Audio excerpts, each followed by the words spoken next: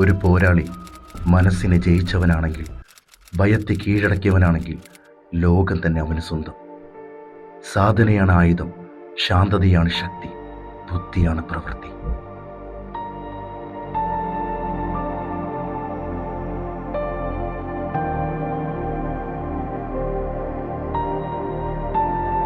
ദുർഗകുട്ടി നമസ്കാരം. എങ്ങനെയുണ്ട്, സുഖല്ലേ? സ്കൂളിലൊക്കെ നല്ല സെലിബ്രേഷൻ ഒക്കെ ആയിരിക്കുമല്ലോ അല്ലേ? മിസ്സുമാരൊക്കെ നല്ല പൊക്കി പിടിച്ച് എന്തെങ്കിലുമൊക്കെ അവാർഡോ എന്തെങ്കിലും ഫ്ലെക്സ് ഒക്കെ വെച്ചിട്ടുണ്ടോ സ്കൂളിൽ? ഫ്ലെക്സ് അല്ല, ട്രോഫി കിട്ടിയിട്ടുണ്ടായിരുന്നു അവിടുന്ന്.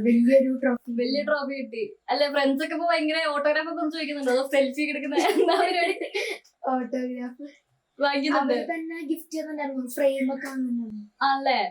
അടിപൊളി. ഇപ്പൊ സിനിമയിലേക്ക് വന്നു, ഷോർട്ട് ഫിലിം ചെയ്തിട്ടുണ്ട്, 3 സിനിമ ചെയ്തിട്ടുണ്ട്. ലോക 3ാമത്തെ സിനിമയല്ലേ? അപ്പോ എങ്ങനെയാണ് ചെറുപ്പം തൊട്ടേ സിനിമയിലോട്ട് വരാൻ ഭയങ്കര ആഗ്രഹമായിരുന്നോ, അതോ സിനിമ ഒരു സർപ്രൈസ് എലമെന്റ് പോലെ ആയിരുന്നോ? എനിക്ക് അങ്ങനെയായിരുന്നില്ല. ഞാൻ പണ്ട് അച്ഛനോട് ആദ്യം ചെയ്തൊരു ഷോർട്ട് ഫിലിം ഉണ്ടായിരുന്നു, ഭദ്രനാരി എന്ന് പറഞ്ഞിട്ട്.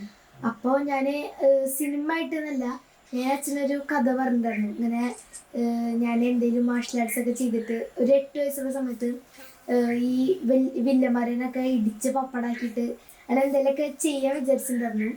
അപ്പോൾ അച്ഛനോട് ചോദിച്ചു, ഇങ്ങനെ എന്തെങ്കിലും ശക്തിയൊക്കെ കിട്ടുമോ വിചാരിച്ചു. എനിക്ക് അങ്ങനെ സിനിമ ആയിട്ട് ചെയ്യണമെന്നുണ്ടായിരുന്നില്ല. കൂടുതൽ കോൺസെൻട്രേറ്റ് ചെയ്യണത് പഠിപ്പിലേക്കാണ് കൂടുതൽ കോൺസെൻട്രേറ്റ് ചെയ്യുന്നത്. അപ്പോൾ ആ സമയത്ത് അച്ഛനോട് പറഞ്ഞിട്ടുണ്ടായിരുന്നു ഇങ്ങനെ എന്തെങ്കിലും ശക്തി. അപ്പം അച്ഛൻ പറഞ്ഞു, മെഡിറ്റേഷൻ പറഞ്ഞിട്ടുണ്ടായിരുന്നു. അപ്പോഴാണ് അമ്മ പറഞ്ഞത്, നമുക്ക് അങ്ങനെയാണെങ്കിൽ ഒരു സിനിമ പോലെ ചെയ്തിട്ട് ഒരു ദേവിയായിട്ട്, ഒരു കുട്ടി ദേവിയായിട്ട് മാറിയിട്ട് അങ്ങനെ ഒരു ഇത് ചെയ്താലോ വിചാരിച്ചു. അപ്പോൾ അന്ന് തൊട്ടാണ് സിനിമയിലേക്ക് ഒരു ഇത് വന്നത്, ഷോർട്ട് ഫിലിമിക്ക്. അത് ആ ഷോർട്ട് ഫിലിമിന്റെ സ്റ്റോറി അല്ലേ ഇപ്പൊ പറഞ്ഞത്? ദുർഗ. അതെ.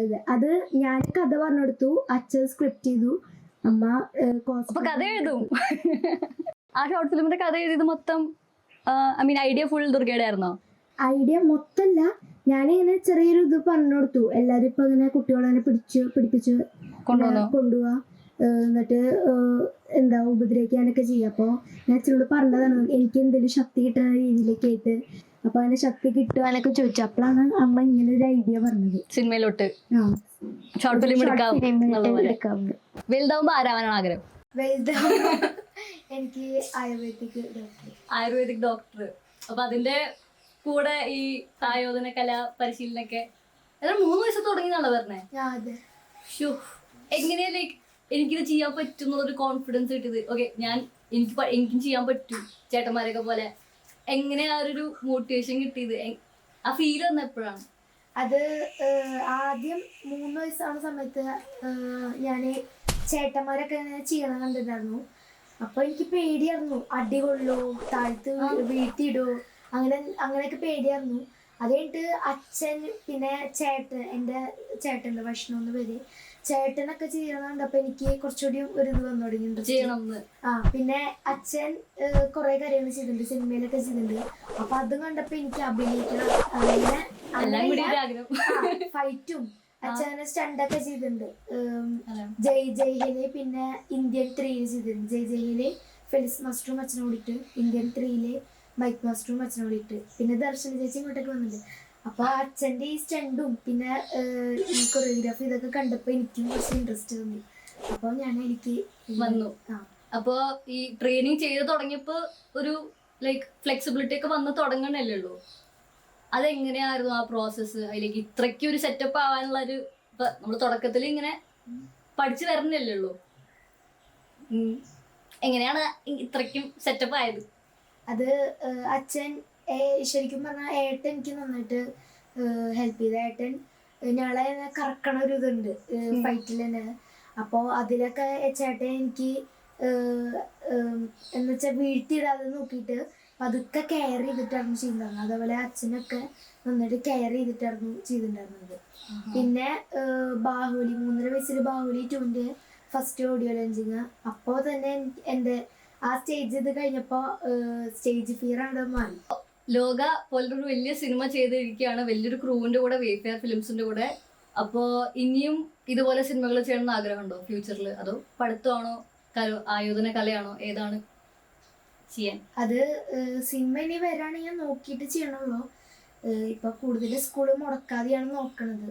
കാരണം എക്സാംസ് ഒക്കെ വരുന്നുണ്ട്. പിന്നെ അത് ഇമ്പോർട്ടന്റ് അല്ലേ. ഇപ്പൊ ആയുർവേദിക് ഡോക്ടർ ആണെങ്കിൽ നമുക്ക് കൂടുതൽ കോൺസെൻട്രേറ്റ് ചെയ്യണല്ലോ. കൂടുതൽ ബേസിക് സയൻസിലല്ല ചെയ്യേണ്ടത്. അപ്പൊ എല്ലാതും പഠിക്കുന്നുണ്ട്, ക്ലാസ് ഫസ്റ്റ് ഒക്കെയാണ്. എന്നാലും എനിക്ക് കൂടുതൽ കോൺസെൻട്രേറ്റ് ചെയ്യുന്നുണ്ട്.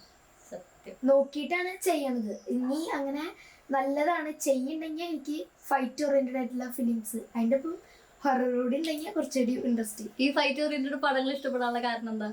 അത് എനിക്ക് ഇതൊക്കെ ചെയ്തപ്പോ പിന്നെ എനിക്കൊരു ഇൻട്രസ്റ്റ് വന്നപ്പോ പിന്നെ എനിക്ക് ഇങ്ങനത്തെ ചെയ്യുന്നു. പിന്നെ ഭദ്രനാരിയിൽ അങ്ങനെ മൊത്തം ഫൈറ്റ് ആയിരുന്നു. അപ്പൊ അതൊക്കെ ചെയ്തപ്പോ കുറച്ചുകൂടി ഇൻട്രസ്റ്റ് തോന്നിയിരുന്നു. അടിപൊളി.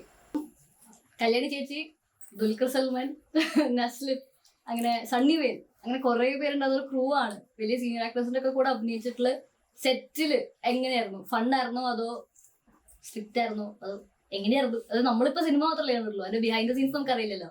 എങ്ങനെയായിരുന്നു മോളുടെ എക്സ്പീരിയൻസ്? അവിടെയുള്ള എല്ലാരും നല്ല ഫ്രണ്ട്ലി ആയിരുന്നു. ഇപ്പൊ എടുത്തു പറയുകയാണെങ്കിൽ കുറെ പേരുണ്ട് നല്ല സപ്പോർട്ടാണ്, ഹെൽപ്പായിരുന്നു. ഇപ്പൊ ആർട്ട്, മേക്കപ്പ്, ഫുഡ്, പിന്നെ കോസ്റ്റ്യൂം, അങ്ങനെ എല്ലാവരും. ഇപ്പൊ റോപ്പിന്റെ കാര്യമാണെങ്കിൽ അതില് മുരളി മാസ്റ്റർ ഉണ്ട്, മുരളി മാസ്റ്റർ. ആ മാസ്റ്ററാണ് റോപ്പിന്റെ കാര്യങ്ങള് സെറ്റ് ചെയ്തൊക്കെ ചെയ്തിട്ടുണ്ടായിരുന്നത്. അതിലാ മാസ്റ്റർ പാഡ് ഇതൊക്കെ വെച്ചിട്ട് മൊത്തം കെയർ ചെയ്തിട്ടാണ് ചെയ്തിട്ടുണ്ടായിരുന്നത്. അതുപോലെ അവിടെയുള്ള എല്ലാവരും ഇതുപോലെ നല്ല ഹെൽപ്ഫുൾ ആയിരുന്നു. ഫുഡിന്റെ കാര്യങ്ങളെല്ലാതും എനിക്ക് ഇഷ്ടപ്പെട്ട ഫുഡ്സ്. പിന്നെ ഇപ്പോ അതിന്റെ ഇടയ്ക്ക് വലിയ ലെമൺ അങ്ങനെ ഇതിലൊക്കെ.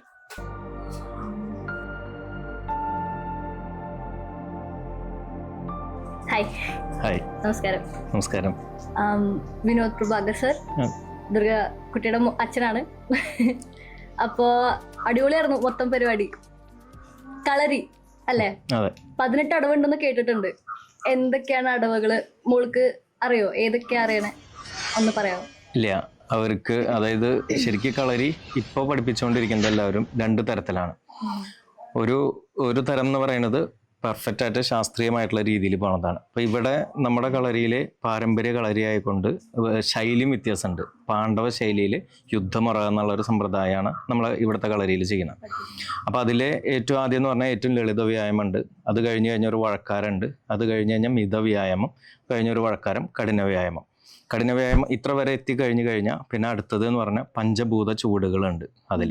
അപ്പോൾ ഇങ്ങനെ ഓരോ ഘട്ടവും കയറി പോയിട്ട് പിന്നെ അത് കഴിഞ്ഞ് കഴിഞ്ഞാൽ അരച്ചാണ്, ഉരുചാണ്, മുച്ചാണ്, 4 ചാണ്, 5 ചാണ് വരെയുള്ള വടികൾ ഉപയോഗിച്ചിട്ട് അത് കഴിഞ്ഞാൽ ശരീരവടി, അങ്ങനെ വടിയുടെ ഒരു ക്രമം ഒരു വട്ടം അങ്ങനെ പോവും. ഇതിനോടൊപ്പം പാരലായിട്ട് തന്നെ പലതരം നിലകൾ, അത് വടിവുകൾ എന്ന് പറയും, നിലകളുണ്ട്. നിലത്തുകൂടെയുള്ള മലക്കങ്ങൾ, ഉയർന്ന മലക്കങ്ങൾ, അങ്ങനെയുള്ള കാര്യങ്ങൾ. അതിനോടൊപ്പം തന്നെ കാര്യങ്ങൾ. അങ്ങനെയാണ് ഒരു ഓർഡർ ഇതിന് പോകണം. ഇപ്പോൾ ഒരു ഘട്ടം അവിടം വരെ എത്തിക്കഴിഞ്ഞ് പഞ്ചഭൂത ചൂടുകൾ കഴിഞ്ഞ്, അതായത് ഗഗനസൂത്രം, മാരുതസൂത്രം എന്നൊക്കെ പറഞ്ഞ് പഞ്ചഭൂത ചൂടുകളുണ്ട്. അതൊരു വട്ടം എത്തിക്കഴിഞ്ഞ് വടിയും കൂടിയും കഴിഞ്ഞ് കഴിഞ്ഞാൽ ഒരു ഘട്ടം കഴിഞ്ഞു എന്നാണ്. അപ്പോൾ 18 അടവ് എന്നുള്ള തരത്തിലല്ല ഇതിൽ വരണം. യുദ്ധമുറകളാണ്. സാധാരണ കളരിയിൽ നിന്ന് വേറിട്ടൊരു ശൈലിയും കൂടിയാണ്. അപ്പം ഇവർ കുട്ടികൾക്ക് അതിലേക്ക് ഒന്നും ആയിട്ടില്ല. ഇപ്പം നേരത്തെ പറഞ്ഞ കഠിന വ്യായാമത്തിലേക്ക് എത്തണേ ഉള്ളൂ. ഓഡിഷൻ വഴിയാണല്ലോ മോള് കയറിയത്? അതോ ആദ്യം ഇവളുടെ വീഡിയോ ചോദിച്ചു. അപ്പോൾ ആ ഫിലിമിനെ കുറിച്ചിട്ട് എൻ്റെ സുഹൃത്ത് പറഞ്ഞതാണ്, ആഷ്ലിയാണ്. അപ്പോൾ ആള് പറഞ്ഞത് എന്താ വെച്ച് കഴിഞ്ഞാൽ മോളുടെ ഒരു വീഡിയോ ഒന്ന് അയച്ചു തരൂ, പെർഫോം ചെയ്യുന്ന വീഡിയോ വേണമെന്ന് പറഞ്ഞു. അതായത് ഫൈറ്റ് അല്ലെങ്കിൽ അങ്ങനത്തെ വീഡിയോ വേണമെന്ന് പറഞ്ഞു. ആക്ഷൻ ഓറിയൻറ്റഡ് ആയിട്ടുള്ള ഒരു സംഭവമാണ് വരണേന്ന് പറഞ്ഞു. അപ്പോൾ ഒരു വീഡിയോ ഞാൻ കൊടുത്തു. അതുകൂടാതെ തന്നെ ആള് യൂട്യൂബിൽ നിന്ന് വേറെയും വീഡിയോസ് എടുത്തു. എന്നിട്ട് കാസ്റ്റിംഗ് ടീമിനെ കാണിക്കുന്നു. അപ്പോൾ അവർ പരിശോധിച്ച് നോക്കിയിട്ട് ഓക്കെ എന്ന് പറഞ്ഞപ്പോൾ എന്നോട് പറഞ്ഞു ഒരു ദിവസം ഒന്ന് അങ്ങോട്ട് നേരിട്ട് വരുമോ, ഒന്ന് പെർഫോം ചെയ്യിപ്പിക്കാനാണെന്ന് പറഞ്ഞു. അപ്പോൾ ഓൾറെഡി ഒരുപാട് കുട്ടികളെ അവിടെ ചെന്ന് കഴിഞ്ഞിട്ട് ആദ്യം ആക്ട് ചെയ്യിപ്പിച്ചു. ആക്ടിങ് ആ സെക്ഷൻ സിറ്റുവേഷൻ തന്നിട്ടാണോ അതോ ഇപ്പൊ സിനിമയിൽ തന്നെ ഒരു സീൻ തന്നിട്ടാണോ ചെയ്യിപ്പിച്ചത് അതോ വേറെ? അല്ലല്ല, പറയും ദുർഗ പറഞ്ഞോളൂ. അത് ഒരു എക്സാം ഒക്കെ കഴിഞ്ഞ് വരുന്ന സമയത്ത്, ക്ലാസ് ഒക്കെ കഴിഞ്ഞ് വരുന്ന സമയത്ത് ഞാനൊരു പട്ടിക്കുട്ടീനെ കണ്ടു. അപ്പൊ എനിക്ക് അതിന് ഇഷ്ടമായി. അപ്പൊ ഞാന് അച്ഛനെ ഇങ്ങനത്തെ പെറ്റ്സിനൊന്നും ഇഷ്ടമല്ല. അച്ഛൻ ആഷ്ലിയായിട്ട് നിൽക്കുക. അപ്പൊ അച്ഛൻ ഇങ്ങനത്തെ അച്ഛനിങ്ങനെ പെറ്റ്സ് ഇഷ്ടമല്ല. അപ്പൊ ഞാൻ എങ്ങനെയും അച്ഛനെ ഇങ്ങനെ സമ്മതിപ്പിച്ചിട്ട് ആ പട്ടിക്കുട്ടി ആ പട്ടിക്കുട്ടീനെ വാങ്ങിപ്പിക്കണം. വാങ്ങിപ്പിക്കണം. അപ്പോ എന്നിട്ട് ആശ്ലങ്ങളെ കൊണ്ട് സമ്മതിപ്പിക്കണം. സമ്മതിപ്പിച്ചു. ആ സിനിമയിലും ഒരു പട്ടിക്കുട്ടി ഉണ്ടല്ലോ, ഓടി പോകുമ്പോ ഒരു പുറകെ ഓടുന്നൊരു പട്ടിക്കുട്ടി. ഞാൻ വേറൊരു ഇന്റർവ്യൂല് കേട്ടായിരുന്നു 2 ടേക്ക് എങ്ങാണ്ട് പോയുള്ളൂ. ഒരു ടേക്കില് പട്ടിക്കുട്ടിയുടെ സ്പീഡ് കൂടുതലായിരുന്നു, ഒരു ടേക്കില് കറക്റ്റ് ആയി എന്നുള്ള പോലെ. അപ്പൊ ഈ ടേക്കുകൾ പോകുമ്പോ ടെൻഷൻ ആവോ? ലൈക്ക് ഇപ്പൊ ഫൈറ്റ് സീൻ ആയാലും എന്ത് ഇപ്പൊ ആക്ഷൻ ആയാലും ഇമോഷൻ പറഞ്ഞതായാലും ഏതെങ്കിലും റീടേക്ക് ഒക്കെ പോകുമ്പോ പേടിയോ ടെൻഷനോ എന്തെങ്കിലുമൊക്കെ? അങ്ങനെയൊന്നും ഉണ്ടാവാറില്ല. പിന്നെ എന്ത് കാര്യം ഉണ്ടെങ്കിലും അച്ഛനും അമ്മയും എപ്പോഴും അടുത്തുണ്ടാവും. എന്നിട്ട് എനിക്ക് മനസ്സിലാവാത്ത കാര്യങ്ങളൊക്കെ ഉണ്ടെങ്കിൽ എനിക്ക് അപ്പം തന്നെ പറഞ്ഞുതരും. ഇപ്പോൾ ഫൈറ്റിൻ്റെ സീനാണെങ്കിൽ, ഇപ്പോൾ കറക്കല്ലാണെങ്കിൽ അതൊക്കെ എനിക്ക് മനസ്സിലായില്ലെങ്കിൽ എനിക്ക് കറക്റ്റ് പറഞ്ഞുതരും. അപ്പോൾ എനിക്ക് കറക്റ്റായിട്ട് ചെയ്യാൻ പറ്റുമല്ലോ. അപ്പോൾ അച്ഛനും അമ്മയും ഒപ്പം നിന്നിട്ട് തന്നെ എനിക്ക് പറഞ്ഞു തരാറുണ്ട്. അതെ, സപ്പോർട്ടാണ് ഒബ്വിയസ്ലി ആണല്ലോ. വിനോദ് ചേട്ടൻ മോളിനെ ഒരു അച്ഛൻ മകൾ എന്നുള്ളൊരു കോംബോ ആണോ അതോ ഒരു സ്റ്റുഡന്റ് ട്രെയിനർ എന്നുള്ള കോംബോ ആണോ കൂടുതൽ ഇഷ്ടപ്പെടുന്നത്? അല്ല, മിക്സിംഗ് ആണ് ശരിക്കും. ഇവിടെ ക്ലാസ്സിൻ്റെ ഉള്ളിലേക്ക് ഇറങ്ങാൻ തുടങ്ങി കഴിഞ്ഞാൽ ഞാൻ ഫുള്ളായിട്ട് മാസ്റ്ററായിട്ട് തന്നെ മാറും. അവിടെ അച്ഛനോ കാര്യങ്ങളോ ഒന്നുമില്ല. എല്ലാ കുട്ടികളോടും ആ കുട്ടികളുടെ പെർഫോമൻസിനനുസരിച്ച് എങ്ങനെയാണോ പെരുമാറേണ്ടത് ആ രീതിക്ക് അനുസരിച്ച് പെരുമാറുക. എല്ലാം കറക്റ്റാണ്. അത് പ്രത്യേകിച്ചും ഇവരൊക്കെ തന്നെയാണ് ശരിക്കും കൂടുതൽ തന്നെ കൊടുക്കുക. കാരണം എന്താ വെച്ച് കഴിഞ്ഞാൽ ക്ലാസ്സിൽ ഒരു തരത്തിലും ഒരു ചെറിയ വേരിയേഷൻ പോലും അല്ലെങ്കിൽ ചെറിയൊരു പക്ഷപാതം കാണിക്കണോ എന്നുള്ളൊരു സംഭവം പോലും പാടില്ല. ഞാൻ ഇവർക്ക് വേണ്ടിയിട്ട് എന്തെങ്കിലും അത് മോനാണല്ലോ മോളാണല്ലോ വിചാരിച്ച് സോഫ്റ്റ് ആക്കും തോറും ഇവരാണ് കേടുവരിക, ഇവർക്കാണ് പ്രശ്നങ്ങൾ ഉണ്ടാവുക. അപ്പം അതിൽ യാതൊരു ഇതുമില്ല. അതിപ്പോൾ വൈഫ് വന്നു കഴിഞ്ഞാലും വൈഫിൻ്റെ മുമ്പിൽ ഞാൻ ഹസ്ബൻഡ് അല്ല. ക്ലാസ്സിൻ്റെ കാര്യത്തിൽ അത് സ്ട്രിക്ട്നെസ് ആണ്. എൻ്റെ ഫേസ് ഇത്തിരി ഗൗരവത്തിൽ വരുന്ന ഒരു സമയം ഉണ്ടെങ്കിൽ അത് ആ ക്ലാസ്സിൽ ഇറങ്ങുന്ന സമയത്തായിരിക്കും. അത് സ്ട്രിക്റ്റ് ആണ്.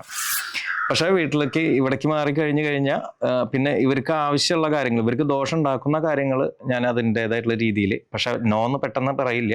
ഇവർ എന്തെങ്കിലും ഒരു കാര്യം ചെയ്യുമ്പോൾ വീണ്ടും അവർ റിപ്പീറ്റ് ചെയ്യുകയാണെന്നുണ്ടെങ്കിൽ അതിൻ്റെ ദോഷവശങ്ങൾ കാണിച്ചു കൊടുക്കും, എന്നതൊക്കെയാണെന്ന് പറഞ്ഞു കൊടുക്കും. ഇന്നിപ്പോൾ ഒരുപാട് സംഭവങ്ങളുണ്ട് നമുക്ക് കാണിച്ചു കൊടുക്കാൻ. അപ്പോൾ ഇത് ഇങ്ങനെയൊക്കെ ആയിരിക്കും ഇതിൻ്റെ എൻഡ് ഉണ്ടാവുക. വേണമെങ്കിൽ ഉപയോഗിക്കാം. അപ്പോൾ ഭക്ഷണമാണ്, നമ്മളിപ്പോൾ കുറച്ച് ടേസ്റ്റ് ഉണ്ടാവും, പക്ഷെ മോശം ഭക്ഷണമൊക്കെ ആയിരിക്കാം. കുറേ വട്ടമൊക്കെ കഴിക്കുമ്പോൾ നമുക്ക് ഒരുപാട് അസുഖങ്ങൾ വരാൻ സാധ്യതയുണ്ട്. അപ്പോൾ അങ്ങനെ നമ്മുടെ വയറ് അങ്ങനത്തെ ഭക്ഷണം കഴിച്ച് വയറ് കംപ്ലൈൻ്റ് ആയി കഴിഞ്ഞാൽ അടുത്ത സ്റ്റെപ്പ് ചിലപ്പോൾ നമുക്ക് നല്ല രീതിയിൽ പനിക്കാം, അല്ലെങ്കിൽ ശരീരത്തിന് വേറെ എന്തെങ്കിലും പ്രശ്നങ്ങൾ വരാം, അല്ലെങ്കിൽ അസുഖങ്ങൾ വരാം. അപ്പോൾ അത് പറഞ്ഞിട്ടും വീണ്ടും ചെയ്യുകയാണെന്നുണ്ടെങ്കിൽ ഞങ്ങൾ സൈലൻ്റായിട്ട് നിൽക്കും, അനുഭവിക്കാൻ വേണ്ടിയിട്ട്. സംഭവിച്ച് കഴിഞ്ഞാൽ മാക്സിമം കുറച്ച് ദിവസം അത് അനുഭവിക്കട്ടെ എന്ന് പറയും, ഒരു നേരം. അപ്പോൾ അതിൻ്റെ ഇറിറ്റേഷനൊക്കെ അവർ മനസ്സിലാക്കണം. അത് കഴിഞ്ഞാൽ അതിനനുസരിച്ച് മരുന്നുകൾ കാര്യങ്ങളൊക്കെ ഇവിടെ തന്നെയുണ്ട്. അത് കൊടുത്ത് ഇവരെ ഡയറ്റ് ചെയ്ത് കഴിഞ്ഞാൽ ഇത് പോവും. അപ്പൊ ഇങ്ങനെയൊക്കെ ഉള്ള രീതിയിലാണ് ഓരോ കാര്യങ്ങൾ പറഞ്ഞു കൊടുക്കുക. എങ്ങനെയാണ് ക്ലാസ്? അച്ഛൻ്റെ ഇഷ്ടമാണോ? ഇഷ്ടമാണ്. അച്ഛൻ അത്രയധികം എനിക്ക് ഓരോ കാര്യങ്ങൾ ഇപ്പോൾ എനിക്ക് പുതിയത് എടുത്തരണമെന്ന് അച്ഛനോട് പറയുകയാണെങ്കിൽ അച്ഛൻ എനിക്ക് ഇതേപോലെ പറഞ്ഞു തരാറുണ്ട്. എനിക്ക് പറ്റിയ അനുസരിച്ച് എടുത്തു തന്നിട്ട് ഇപ്പോൾ കനം കുറഞ്ഞത് അങ്ങനെ എനിക്ക് പറ്റണത് നോക്കിയിട്ട് എടുത്തു തരാറുണ്ട്. ഏതൊക്കെ വെപ്പൺസ് അറിയാം, അല്ലെങ്കിൽ എന്തൊക്കെ മാർഷൽ ആർട്സ് അറിയാം? എനിക്ക് മാർഷൽ ആർട്സ് അറിയാൻ പറഞ്ഞു കഴിഞ്ഞാൽ കരാത്തെ, കുംഫു, തായ്ക്കൊണ്ടോ അതൊക്കെ അറിയാം. അതിലൊക്കെ കുറച്ചീശനെ പഠിച്ച് വരുന്നു. മാർഷൽ ആർട്സ് എന്ന് പറഞ്ഞാൽ ഇനിയും ഒരുപാട് പഠിക്കാണ്ട്. ഇതിലൊക്കെ കുറച്ചീശനെ പഠിച്ച് വരുന്നുള്ളൂ. അത് പ്രധാനമായിട്ടും സിനിമാറ്റിക് ഫൈറ്റ് സെറ്റ് ചെയ്യാനായിട്ടാണ്. അങ്ങനെ അതായത് ഫൈറ്റ് എന്ന് പറയുമ്പോൾ ഇപ്പോൾ ഒരു സ്ക്രിപ്റ്റിൽ അതിൻ്റെ കഥാപാത്രം ഇപ്പോൾ ജയഹേലി എന്ന് പറഞ്ഞാൽ അതിലെ ഒരാൾ അതിൻ്റെ തീം അറിയാലോ, അത് യൂട്യൂബ് നോക്കിയിട്ടും കാര്യങ്ങളൊക്കെ ആയിട്ടും ആ മാർഷൽ ആർട്സ് സെൽഫായിട്ട് പഠിച്ചെടുക്കുകയാണ്. അപ്പോൾ അങ്ങനെ പഠിച്ചെടുക്കുന്ന ഒരു ക്യാരക്ടറിനെ നമുക്ക് അതറിയാതെ നമ്മൾ സാധാരണ പോലത്തെ ഫൈറ്റ് സെറ്റ് ചെയ്ത് കഴിഞ്ഞാൽ പറ്റില്ല. അപ്പോൾ ആർട്ടിസ്റ്റിനാണെങ്കിലും അല്ലെങ്കിൽ അത് ചെയ്യുന്ന കൊറിയോഗ്രാഫേഴ്സിനാണെങ്കിലും എല്ലാ ടൈപ്പ് ഫൈറ്റിനെ കുറിച്ച് ഒരു ധാരണ ഉണ്ടായിരിക്കും. അപ്പോൾ അതിന് വേണ്ടിയിട്ട് ഓൾമോസ്റ്റ് ഒരു 10-12ഓളം ഫൈറ്റിൻ്റെ ഒരു ബേസിക്സ് ഞാനും പഠിക്കും, അതിനോടൊപ്പം കുറച്ച് കുട്ടികൾക്കും കൊടുക്കും. അതിന് അഡ്വാൻസ് ചെയ്ത് പഠിക്കണം എന്നുണ്ടെങ്കിൽ ഒന്നെങ്കിൽ ഇവിടെ സൗകര്യം ഉണ്ട്, ചെയ്തു കൊടുക്കും. പക്ഷെ അല്ലെങ്കിൽ അവർക്ക് വേറെ പോയിട്ട് അപ്ഡേറ്റ് ചെയ്തിട്ട് അല്ലെങ്കിൽ അഡ്വാൻസ് ആയിട്ട് പഠിക്കാം. അപ്പം അത് സിനിമയ്ക്ക് വേണ്ടിയിട്ടാണ് അങ്ങനെയും ചെയ്യണത്. എന്നാൽ സെൽഫ് ഡിഫെൻസോ കാര്യങ്ങളൊക്കെ എടുക്കുമ്പോൾ സ്പെഷ്യൽ സെൽഫ് ഡിഫെൻസ് കോഴ്സ് ഉണ്ട് ശരിക്കും ഇവിടെ. അത് കളരി മാത്രമല്ല, കളരിയിലെ ഏറ്റവും ഡീപ്പായിട്ടുള്ള പല കാര്യങ്ങളും പ്രാക്ടിക്കൽ ലൈഫിൽ ഉപയോഗിക്കാവുന്ന തരത്തിലും പ്ലസ് മറ്റു മാർഷൽ ആർട്സും. അപ്പോൾ അതിൽ വരുന്ന കിക്സ്, പഞ്ച്, അതുപോലത്തെ കുറേ ത്രോസ് ഉണ്ട്, എടുത്തെറിയുന്ന രീതികളുണ്ട്, മലക്കങ്ങളുണ്ട്. അതൊക്കെ ചിലപ്പോൾ സെൽഫ് ഡിഫെൻസിലേക്ക് കൊണ്ടുവരും. അതിനും മറ്റു മാർഷൽ ആർട്സും നമ്മൾ യൂസ് ചെയ്യണം.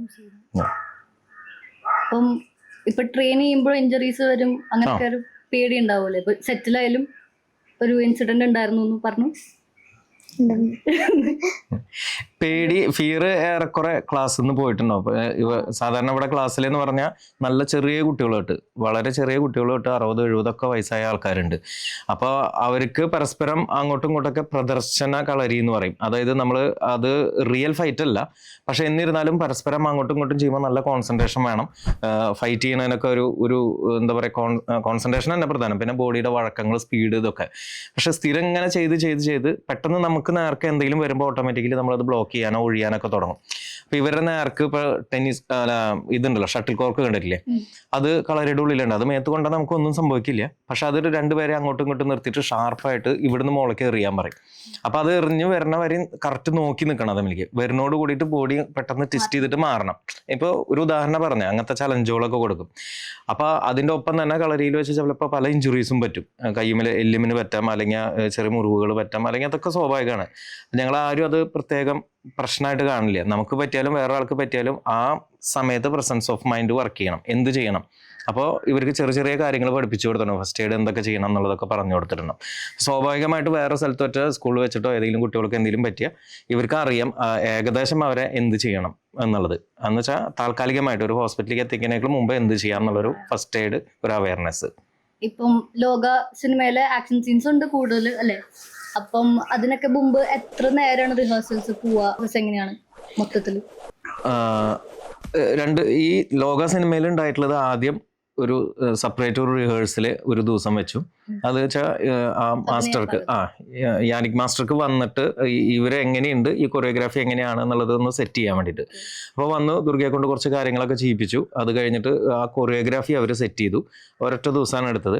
അപ്പോൾ അത് കഴിഞ്ഞപ്പോൾ മാസ്റ്റർ അപ്രിഷ്യേറ്റ് ചെയ്തു, നല്ല ട്രെയിനിങ് കിട്ടിയിട്ടുണ്ട്, അപ്പോൾ അത് ഓക്കെ ആണ് എന്നുള്ളത് തരത്തിൽ പറഞ്ഞു. അത് കഴിഞ്ഞിട്ട് ഷൂട്ടിംഗ് ടൈമിൽ എത്തിയോട് കൂടിയിട്ട് അവിടെ വെച്ചിട്ട് കൊറിയോഗ്രാഫി ഉടച്ചു. അത് എന്നിട്ട് പുതിയ കൊറിയോഗ്രാഫി വെച്ചു. അതായത് കുറച്ചും കൂടി നല്ല സംഭവങ്ങൾ ചെയ്യിപ്പിക്കുക എന്നുള്ള തരത്തിൽ. അതിൽ 2 കാര്യങ്ങളെന്ന് വെച്ചാൽ എത്ര ഷോട്ട് എടുക്കാനും കാര്യങ്ങൾക്കും ഇവള് റെഡി ആയിരുന്നു. പിന്നെ അവർ പ്രത്യേകം ഓരോ ഷോട്ട് കഴിയുമ്പോഴും വന്ന് ചോദിക്കും, ഓക്കെ അല്ലേ, പ്രശ്നമൊന്നും ഇല്ലല്ലോ ചോദിക്കുക. കാരണം മുതിർന്നവർ പോലെയല്ലോ, ചെറിയ കുട്ടികൾ ചെയ്യുമ്പോൾ. അപ്പോൾ എത്ര ഷോട്ട് പോയാലും ഇവള് ഓക്കെ ആയിരുന്നു. അതിനുള്ള ട്രെയിനിങ്ങും കാര്യങ്ങളും കൊടുത്തിട്ടുണ്ടായിരുന്നു. സ്ട്രോങ് ആണ്, ഇഷ്ടമായിരുന്നു. അതാണ് ഏറ്റവും പ്രധാനം. അവൾക്ക് ചെയ്യാൻ നല്ല ഇഷ്ടമുള്ള സംഭവം ആയതുകൊണ്ട് എത്ര വേണമെങ്കിൽ നിൽക്കും. അല്ലെങ്കിൽ ചിലപ്പോൾ ഇഷ്ടമില്ലാത്തൊരു കാര്യമൊക്കെ ആയിരുന്നെങ്കിൽ ചിലപ്പോൾ ചെറിയ തോതിലൊക്കെ അല്ലേ. എങ്ങനെയുണ്ടായിരുന്നു ഫൈറ്റ് ചെയ്യുമ്പോൾ എക്സ്പീരിയൻസ് സെറ്റില്? ഫൈറ്റ് നല്ല എൻജോയ് ചെയ്തു. ഓരോ ഷോട്ടോടും എനിക്ക് മനസ്സിലാക്കി തന്നിട്ടാണ്. അച്ഛൻ ഒപ്പമുള്ളതുകൊണ്ട് എനിക്ക് മനസ്സിലാക്കിയിട്ട് ചെയ്യാൻ പറ്റി. അപ്പോൾ ലാംഗ്വേജിൻ്റെ പ്രശ്നമായതുകൊണ്ട് എനിക്ക് അത്ര അധികം മനസ്സിലായില്ല. എന്നാലും അത് അപ്പം അച്ഛൻ എനിക്ക് പറഞ്ഞുതരും. അത് കഴിഞ്ഞിട്ട് പതുക്കെ എനിക്കും മനസ്സിലായി തുടങ്ങി. യാനിക് സാറ് പറയുമ്പോൾ ലാംഗ്വേജിൻ്റെ കുഴപ്പമുണ്ടാകുന്നില്ല. ഇപ്പോൾ ഓരോ ആക്ഷൻസ് ഉണ്ടെങ്കിലും ഇപ്പോൾ മറയണതൊക്കെ ഉണ്ടെങ്കിൽ അതൊക്കെ അച്ഛൻ എനിക്ക് പറഞ്ഞുതരും. ഇങ്ങനെ ചെയ്യാൻ പറ്റില്ല, അങ്ങനെ ഉള്ളത് പറഞ്ഞുതരും. സിനിമയിലെ ഫൈറ്റും ഇപ്പം റിയൽ ലൈഫിലെ ഫൈറ്റും നല്ല വ്യത്യാസമുണ്ട്. ഇപ്പൊ സിനിമയിൽ അഭിനയിക്കുന്ന ഫ്രെയിമിലാണ്, ഇപ്പൊ റിയൽ ലൈഫിൽ അഭിനയിക്കുമ്പോൾ നമ്മൾ അതൊരു ഫ്ലോയ്ക്കാണ് പോണേ. ഇപ്പൊ ഒരു ഷോട്ട് വെച്ചു, അത് കഴിഞ്ഞിട്ട് അത് കട്ട് ചെയ്തിട്ട് പിന്നെയും കുറെ ലൈറ്റ് ഒക്കെ വെച്ച് കുറെ ടൈം കഴിഞ്ഞിട്ടല്ല അടുത്ത ഷോട്ട് വെക്കണേ. അപ്പൊ അതിന്റെ ഒരു ബോഡിയുടെ ഫ്ലെക്സിബിലിറ്റി, ആ കണ്ടിന്യൂറ്റി ഒക്കെ കിട്ടാൻ വേണ്ടിയിട്ട് എങ്ങനെയാ അതിന്റെ പരിപാടി? ശരിക്കും ഫൈറ്റിന്റെ കാര്യം തന്നെ ആദ്യം പറയാം. അത് റിയൽ ലൈഫിലെ ഫൈറ്റും സിനിമാറ്റിക് ഫൈറ്റും രണ്ടും ഡിഫറെൻ്റ് ആണ്, ടോട്ടലി ഡിഫറെൻ്റ് ആണ്. റിയൽ ഫൈറ്റിന് പ്രത്യേകിച്ച് ഭംഗി കാര്യങ്ങളൊന്നും ഉണ്ടാവില്ല. അതായത് അതിന് കുറേ റൂൾസ് ഉണ്ട്. അതായത് ഇപ്പം നേരത്തെ പറഞ്ഞ പോലെ എയറിൽ പൊങ്ങിയിട്ടുള്ള കുറേ അറ്റാക്കുകളും കാര്യങ്ങളൊക്കെ സിനിമാറ്റിക് ആയിട്ട് കാണിക്കാൻ അത് എളുപ്പമാണ്. നേരിട്ട് കാണിക്കുന്നതിൽ നമ്മൾ ഉദ്ദേശിച്ച പവർ അപ്ലൈ ചെയ്യാനോ അല്ലെങ്കിൽ അതിൻ്റെ രീതി ഒന്നും പറ്റില്ല. അപ്പോൾ റിയൽ ഫൈറ്റിൽ പ്രധാനമായിട്ടും ആ എതിരാളിനെ എത്രയും പെട്ടെന്ന് കീഴ്പ്പെടുത്തുക, അല്ലെങ്കിൽ എതിരാളിക്ക് എത്രയും പെട്ടെന്ന് അതിൻ്റേതായിട്ടുള്ള കാര്യങ്ങൾ ചെയ്യുക എന്നുള്ളതാണ്. അതായത് കൊള്ളിക്കലും എല്ലാം വരണം റിയൽ ഫൈറ്റിൽ. അപ്പോൾ അറ്റാക്ക് ചെയ്യുന്ന രീതിയൊന്നും പ്രത്യേകിച്ച് ഭംഗിയൊന്നും ഉണ്ടായിക്കൊള്ളണമെന്നില്ല. പക്ഷെ അങ്ങനെയാണ് അതിന്. സിനിമാറ്റിക് ആവുമ്പോൾ എന്താണ്, നേരെ ഓപ്പോസിറ്റ് ആണ്. ഓപ്പോസിറ്റുള്ള ഒരാൾക്ക് ഒരു തരി പോലും ഇഞ്ചുറി വരരുത്. അത് മാത്രമല്ല, അപ്പോൾ നമ്മളിപ്പോൾ ചില കിക്കോ ചില കാര്യങ്ങളോ എയർ ഫ്ലിപ്പോ ഒക്കെ ചെയ്തു വരുമ്പോൾ ആ ഓപ്പോസിറ്റ് നിൽക്കുന്ന ആർട്ടിസ്റ്റ് നമ്മൾ ഉദ്ദേശിച്ച റേഞ്ചിൽ നിന്ന് അയാളൊന്ന് മാറില്ല, അങ്ങോട്ട് കയറി വരും ചെയ്ത് അയാൾ മേത്ത് കൊള്ളാതിരിക്കാൻ കൺട്രോൾ ചെയ്യേണ്ടി വരും. അപ്പോൾ അത്രയും ഫോഴ്സിൽ വരുന്ന സംഭവം കൺട്രോൾ ചെയ്യുന്ന സമയത്ത് നമുക്ക് ഉളുക്കോ ഇഞ്ചുറീസോ ഒക്കെ നമുക്ക് തന്നെ സെൽഫ് വരാൻ സാധ്യതയുണ്ട്. ഓരോ ഭാഗത്തുനിന്നും എങ്ങനെയൊക്കെ ആംഗിളുകൾ വെക്കണോ അതിനനുസരിച്ച് നമ്മുടെ ബോഡി പ്രിപ്പയർ ചെയ്യണം. ചില ഭാഗങ്ങൾ നമ്മൾ ചെയ്യുമ്പോൾ തന്നെ വൃത്തിയില്ലാത്ത ഭാഗങ്ങളുണ്ടാവും. അങ്ങനെയുള്ള ഭാഗങ്ങൾ വരുന്ന സമയത്ത് അത് ക്യാമറയിൽ എവിടെ ഹൈഡ് ആവണോ ആ ഭാഗത്തേക്കുള്ള സംഭവങ്ങൾ ചെയ്യണം, അങ്ങനെ കുറേ കാര്യങ്ങൾ നോക്കണം. അപ്പോൾ സിനിമാറ്റിക് ഫൈറ്റ് എന്ന് പറഞ്ഞാൽ ഒരുപാട് വ്യത്യാസമുണ്ട്, ഒരുപാട് റിസ്ക്കുമാണ്. ഇനി കണ്ടിന്യൂസ് ടേക്കുകൾ വരുമ്പോൾ, അപ്പോൾ കുട്ടികളെയൊക്കെ സംബന്ധിച്ച് ഇവർ ഇപ്പോൾ ഒരു മൾട്ടിപ്പിൾ അറ്റാക്കാണ്, പെട്ടെന്നുള്ള അറ്റാക്ക് വരുന്ന സമയത്ത് ആ സെയിം ഷോട്ട് തന്നെ വീണ്ടും റിപ്പീറ്റ് ചെയ്ത് വന്നുകൊണ്ടിരിക്കുക, അല്ലെങ്കിൽ ചിലപ്പോൾ ആംഗിൾ മാറ്റി വീണ്ടും നമുക്ക് ആക്ടിവിറ്റി സെയിം തന്നെ ചെയ്യേണ്ടി വരും. അപ്പോൾ അത് ചെയ്തുകൊണ്ടിരിക്കുന്നതിൻ്റെ ഇടയിൽ ചിലപ്പോൾ ഇവരുടെ പെട്ടെന്നുള്ള ഒരു ഇത് പോവാം, അല്ലെങ്കിൽ ഓപ്പോസിറ്റ് നിൽക്കുന്ന ആൾ പരസ്പരം കോമ്പാക്ട് ചെയ്യുമ്പോൾ എന്തെങ്കിലും ഒരു മിസ്സിങ് വന്നാൽ ചിലപ്പോൾ ഇഞ്ചുറി വരാം. അപ്പോൾ കുട്ടികളൊക്കെ ആകുമ്പോൾ കുറച്ച് നേരം കണ്ടിന്യൂസ് ചെയ്യുമ്പോൾ അവരുടെ കോൺസെൻട്രേഷൻ ചിലപ്പോൾ പോകാൻ സാധ്യതയുണ്ട്. അപ്പോൾ അങ്ങനെയൊക്കെ വന്നാൽ ചിലപ്പോൾ ഇഞ്ചുറീസ് ഒക്കെ വരാൻ ഒരുപാട് സാധ്യതകളുള്ള. അപ്പോൾ ഫൈറ്റിൻ്റെ ഉള്ളിൽ ഒരുപാട് കെയർ ചെയ്ത് അത്രയും കോൺസെൻട്രേറ്റ് ചെയ്ത് അത്രയും പെർഫെക്റ്റ് ആയിട്ട് ചെയ്യേണ്ട ഒരു സംഭവമാണ്. അതെ.